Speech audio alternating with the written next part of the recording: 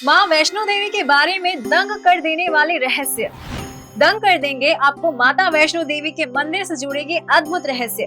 क्या है आखिर भवन में 3 पिंडियों का रहस्य? क्या आपने कभी सोचा कि आखिर बिना भैरवनाथ के दर्शन किए क्यों नहीं होती पूरी वैष्णो देवी की यात्रा? क्या आप जानते हैं कि वैष्णो देवी के दर्शन के लिए एक नहीं बल्कि 2 गुफाएं हैं? हैरान मत होइए, आपके इन्हीं सवालों के जवाब आज हम इस वीडियो में देने वाले हैं, तो बने रहिए हमारे साथ वीडियो के अंत तक। बात करें अगर माता वैष्णवी के प्रादुर्भाव की, तो वैष्णो देवी का जन्म माता लक्ष्मी, सरस्वती और काली की शक्तियों से ही हुआ है। पौराणिक कथाओं की बात माने तो दक्षिण भारत में पंडित रत्नाकर के यहाँ एक कन्या ने जन्म लिया, जिसका नाम त्रिकुटा रखा गया। ये वही शक्ति थी जिसे त्रिदेवियों ने ये आशीर्वाद देकर भेजा था कि जब वह त्रिकुटा के रूप में तपस्या करेंगी तो नारायण को प्राप्त कर लेंगी। बचपन से ही त्रिकुटा ने गहन चिंतन और तपस्या करनी शुरू कर दी। जब त्रिकुटा को ये पता चला कि भगवान विष्णु ने श्री राम के रूप में अवतार लिया है, तो वो उनकी तपस्या करने लगी। उस समय भगवान राम 14 वर्ष के वनवास पर थे। अपने वनवास के समय जब भगवान राम वैष्णवी से मिले, तो वैष्णवी ने उन्हें खुद को अपनाने के लिए प्रार्थना की। लेकिन भगवान राम ने वैष्णवी से कहा कि उनके इस अवतार में सीता उनकी पत्नी है और उन्होंने एक पत्नी का व्रत लिया हुआ है। लेकिन जब वैष्णवी नहीं मानी, तब भगवान राम ने कहा कि अगर मेरे वनवास से लौटने के बाद तुमने मुझे पहचान लिया तो मैं तुम्हें अवश्य अपना लूंगा। तब उनकी बात मानकर वैष्णवी दोबारा तप में लीन हो गई और भगवान राम का इंतजार करने लगी। जब श्री राम रावण को मारकर अयोध्या लौट रहे थे, तो एक बूढ़े आदमी के रूप में त्रिकुटा से मिले, लेकिन त्रिकुटा उन्हें पहचान नहीं पाई। जब त्रिकुटा को सत्य पता चला तो वो बहुत दुखी हो गए।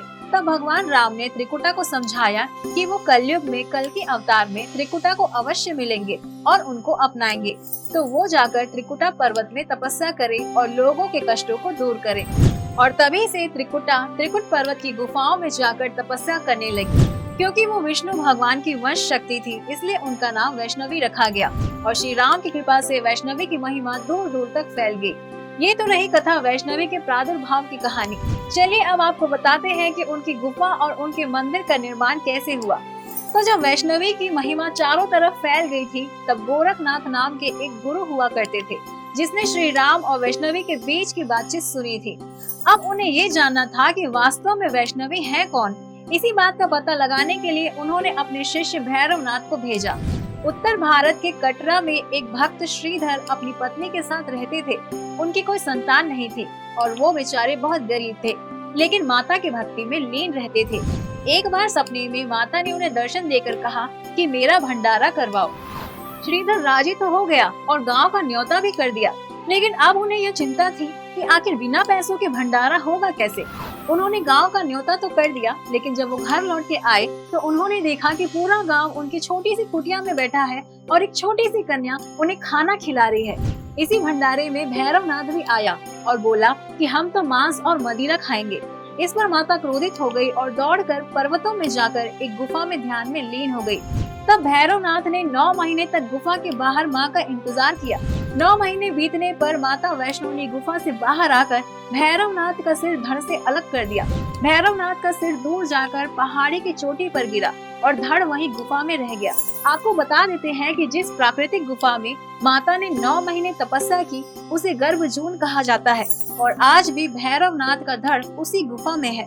दरअसल वो गुफा बहुत संकरी है, इसलिए माता के दर्शन के लिए कई नई गुफाएं बनाई गई हैं। और मान्यता है कि जो भक्त उस गुफा से माँ का दर्शन करते हैं, उन्हें कभी भी दोबारा गर्भ में नहीं आना पड़ता। लेकिन ज्यादा भक्तों की भीड़ के कारण गर्भजून को बंद रखा जाता है। दोस्तों, ऐसी भी मान्यता है कि जो लोग बुरे मन के होते हैं, वो गर्भजून में फंस जाते हैं और माँ के दर्शन नहीं कर पाते। गर्भजून के द्वार केवल तब खोले जाते हैं जब भक्तों की संख्या 10,000 से कम होती है।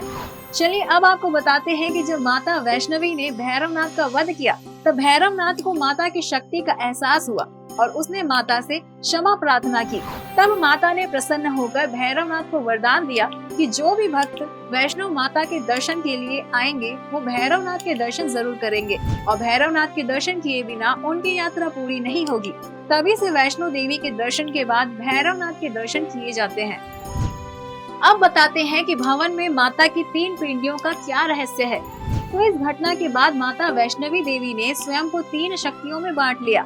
आपको जानकर हैरानी होगी कि माँ वैष्णो देवी के मंदिर में वैष्णवी माता तो है ही नहीं, बल्कि वो 3 पिंडियां महाकाली, महालक्ष्मी और महासरस्वती जी की हैं, जिनकी सेवा में हनुमान जी हमेशा रहते हैं। चलिए अब आपको बताते हैं कि गुफा से मंदिर कैसे बना। माता के कन्या रूप को अचानक से अदृश्य होने के बाद श्रीधर ने माता को बहुत ढूंढा, लेकिन माता ना मिली। फिर एक दिन माता ने श्रीधर को सपने में दर्शन दिए। सपने में माता को उस गुफा में देखकर श्रीधर उस गुफा की खोज करने के लिए निकल पड़ा और बहुत ढूंढने के बाद श्रीधर को वो गुफा आखिरकार मिल ही गई। तब श्रीधर ने यह निश्चय किया कि वो वहाँ मंदिर बनाएंगे और जीवन भर माँ की सेवा करेंगे। माँ के आशीर्वाद से श्रीधर को 4 संतानें पैदा हुई, जिनकी पीढ़ियां आज भी माँ की सेवा कर रही हैं। जब हम वैष्णो देवी के दर्शन के लिए जाते हैं, तब हमें रास्ते में बाणगंगा, चरण पादुका, अर्धकुंवारी जैसे स्थान में मिलते हैं। तब जाकर हम गुफा तक पहुँचते हैं। तो अब आपको बताते हैं कि वास्तव में बाणगंगा, चरण पादुका कैसे बने। तो जब माता भैरवनाथ से बचकर जा रही थी, तब उन्होंने अपने एक बाण से गंगा को प्रकट किया और उसकी धार में अपने केशों को धोया। तभी से वो स्थान बाणगंगा के रूप में प्रसिद्ध है। आपको ये शायद नहीं पता होगा कि माता की प्राकृतिक गुफा गर्भजून में आज भी गंगा जल निरंतर ही बहता रहता है, जिसमें पवित्र होकर भक्त अगर माँ के दर्शन करते हैं तो वो संसार के सभी दुखों से छूट जाते हैं। इसके अलावा चरण पादुका वो स्थान है जहाँ पर माता ने गर्भजून में जाने से पहले अपने चरण रखे थे। तभी से वह स्थान चरण पादुका के नाम से प्रसिद्ध है। माता वैष्णो देवी का भवन कटरा से लगभग 12 किलोमीटर की दूरी पर है। लगभग 5200 फीट ऊपर पर्वतों की चोटी में जाकर माता अपने भवन में निवास करती है। जब भक्तों की संख्या कम होती है, तब गर्भजून के द्वार भक्तों के लिए खोल दिए जाते हैं, जो ज्यादातर दिसंबर महीने में ही होता है और प्राकृतिक रास्ते से माँ के दर्शन पा सकते हैं। चलिए अब आपको माता वैष्णो देवी के मंदिर से जुड़ा एक और रहस्य बताते हैं। आपको जानकर हैरानी होगी कि माता वैष्णो देवी का मंदिर भारत के सभी मंदिरों में सबसे ज्यादा अमीर मंदिर है। यहाँ सालाना 350 करोड़ का चढ़ावा आता है, जिसमें सोने चांदी के जेवर, सिक्के और नगद रुपए भी शामिल है। वैष्णो देवी मंदिर जाने का रास्ता जम्मू से बाय रोड कटरा तक पहुँचा जा सकता है। जम्मू से कटरा तक आप बस टैक्सी से जा सकते हैं। रेल से अगर आप आते हैं तो जम्मू और कटरा दोनों से स्टेशन है। सारे स्टेट से जम्मू रेलवे स्टेशन जुड़ा हुआ है। इसके अलावा यह भी मान्यता है कि जो भी भक्त वैष्णो देवी के दर्शन के लिए जाते हैं, उन्हें माता रानी किसी न किसी रूप में रास्ते में दर्शन जरूर देती है। अब ये भक्तों की श्रद्धा के ऊपर निर्भर करता है कि वो कैसे मन से माता के दर्शन के लिए जाते हैं और माता को पहचान पाते हैं या नहीं। वीडियो में जो भी जानकारी बताई गई है वो इंटरनेट के माध्यम से ली गई है। हम किसी की भावनाओं को ठेस नहीं पहुंचाना चाहते। तो दोस्तों, ये थे माता वैष्णो देवी के मंदिर के कुछ रहस्य। आज का ये वीडियो आपको कैसा लगा हमें जरूर बताएं और अपने सभी साथियों, दोस्तों और रिश्तेदारों के साथ माता वैष्णो देवी के इन रहस्यों को जरूर साझा करें, ताकि वो भी माँ की महिमा को जान सके। साथ ही हमारे फेसबुक पेज को लाइक और फॉलो करना बिल्कुल भी मत भूलिए। धन्यवाद।